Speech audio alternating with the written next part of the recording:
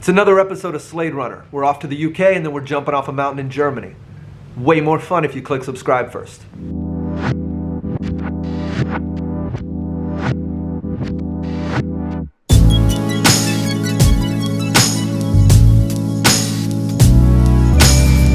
This tour started in northeast Poland but made its way down through Germany and then up through the Netherlands, Belgium, and into the UK.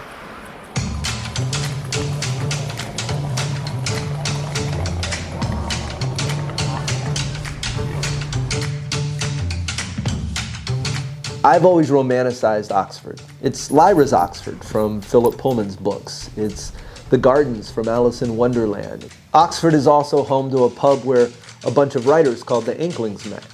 Pubs are antiquated real-world locations where like-minded people used to meet to talk about things. And the Inklings used to meet at this particular pub called the Eagle and Child. Not the same Eagle and Child from Cambridge where Watson and Crick invented DNA.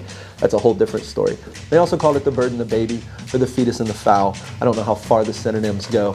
The raptor and the rugrat, the avian and the offspring, the harpy and the hell no. You probably wouldn't recognize any of the members like C.S. Lewis or J.R.R. Tolkien, but some of the things they wrote went on to become Led Zeppelin songs. Places like Cambridge and Oxford feel smart till you watch one of those kids fall off one of the punts and then you're like, oh no, they're just dumb kids like the rest of us. We're all just a bunch of dumb kids, really.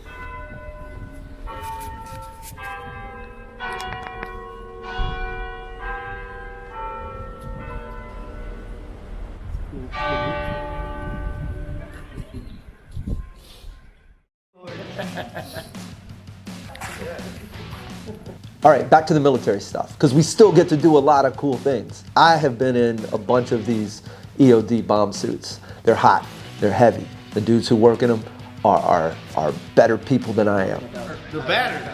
Yeah, it comes with battery. What y'all about to do to me? They suited Trey up so I'd have something to laugh at a couple of weeks later when I got home and made this video. This is the infamous U-2 bomber. A little known fact, as soon as you walk into the U-2 hangar, the plane automatically downloads to your phone. There's 2 filler caps for the inboard tanks, so you have 4 tanks, and you fill them, drag a hose out, it's like a car pump. This is some old technology. This is the tech we went to the moon with. It's not fancy, and the aircraft doesn't actually know how much fuel is on it. It's switches and dials and... Listen to this. You have to actually put it into the cockpit. We actually type it in how much fuel's in it. When people say they want to be pilots, I don't know that they know what that word means. Or for sure they don't know what the job entails. So 70,000 feet or above, it can honestly be almost close to 11 hours if they wanted to, but they never really fly that long. The key is for the pilot to be comfortable because their sorties can last anywhere from 6 to sometimes 12 hours. So they just imagine just sitting in a tight space with an inflated suit for 12 hours at a time. Even if the suit technician gets the suit perfectly right and it works, the pilot's still gonna be uncomfortable when he gets to a certain, it's just gonna happen. Airplane engineers, I'm sure there's a word for that. Aerospace, aeroplane, aero engineers, engineeros. Y'all should have cooler names. Whatever it is, those people don't really, they don't like a lot of empty space. Like I gotta get everything in the same pocket. You know those people. It'll fit. They sit on their suitcase. That's guaranteed. That's what airplane engineers do. Look at this. They're sitting here in a spacesuit for up to 10 hours. It's crazy. How much would you say this suit costs if you just had to guess offhand? Probably 60,000 now. 250?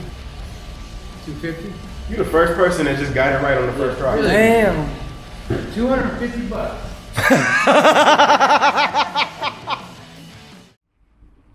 I don't want to brag about where I am right now. However, this is where I am right now. What we doing, Jules? We fitting to fly. I went with Trey and Julie to go parasailing off the top of the mountain. I'm excited. Tell your face. Calm down, man. JR didn't come with us, and I think he wasn't feeling good. He kind of needed to sleep in. Or it might have to do with the fact that I pitched it as, hey, do you want to jump off a mountain? I didn't even mention the sail or the para, just the jumping part.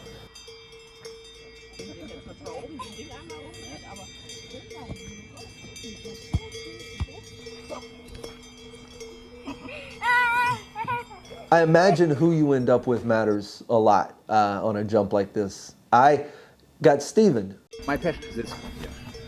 Every flight is something else. Every flight is new for us too. I wanted to tell you, 20 years ago I came here first time to Garmisch from North Germany with my motorbike to learn flying, to get the license to fly after 3 weeks. I told Michael, it's the chief of the school, the flying school, one day I will be living here. I told, okay, bye-bye. Every tourist are saying that. 3 years later, I've sold everything in North Germany, moved Here. Yeah. Lawyer and be damned. I can't blame him. This is, just watch.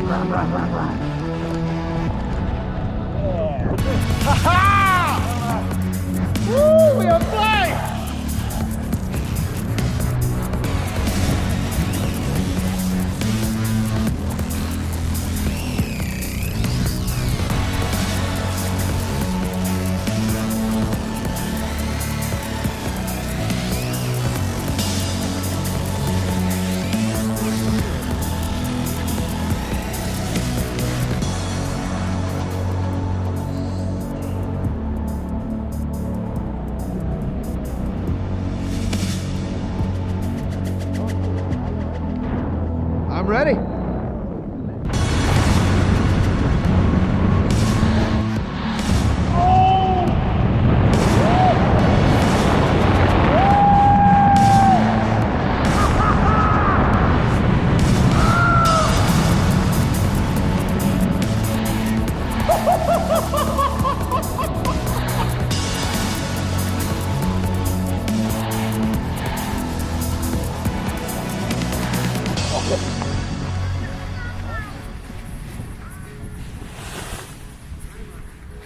Which one of them that is. How was it? Great. Thank you. Perfect. That was amazing.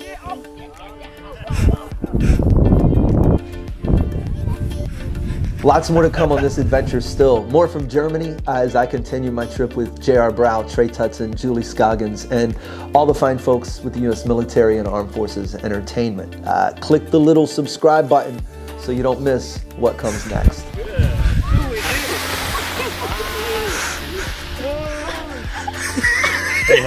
Oh man! You all right? Yeah. Yeah, we made it.